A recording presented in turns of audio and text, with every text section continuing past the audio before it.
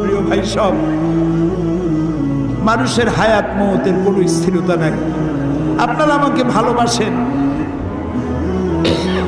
এর জন্য আমি কৃতজ্ঞ। আমি আপনাদের কাছে দোয়া চাই, যেদিন আপনাদের কানে যেদিন খবর আসবে সাইদি নাই, একদিন ইতিহাস থেকে আমিও হারায় যাব।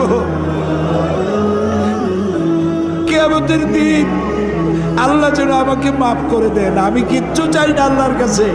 আল্লাহ যদি বলেন কিয়ামতে তোরে মাফ করে দিলাম, এর থেকে বড় পাওনা আমার নাই।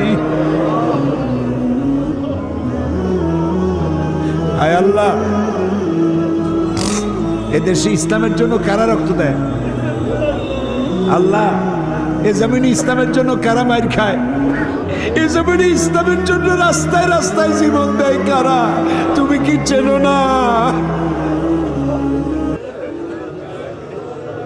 আল্লাহ, ষড়যন্ত্রকারীদের সব ষড়যন্ত্র থেকে তোমার গোলামদেরকে তুমি হেফাজত করো, তোমার কুদরতের চাদরটা দিয়ে হেফাজত করো।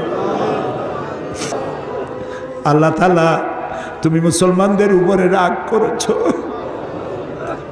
আল্লাহ, তুমি যদি রাগ করো আমরা যাবো কই? তুমি যদি গুসা করো আমরা যাবো কই? আমাদের যদি তুমি ভালাইয়া দাও, তোমার বান্দার অভাব নাই, কিন্তু আমাদেরই ভালাই দিলে তোমার মতো আল্লাহ পাবো কই? তুমি আমাদের আল্লাহ, তুমি আমাদের রব, তুমি আমাদের মনিব, তুমি আমাদের খালেক, তুমি আমাদের রাজ্জাক।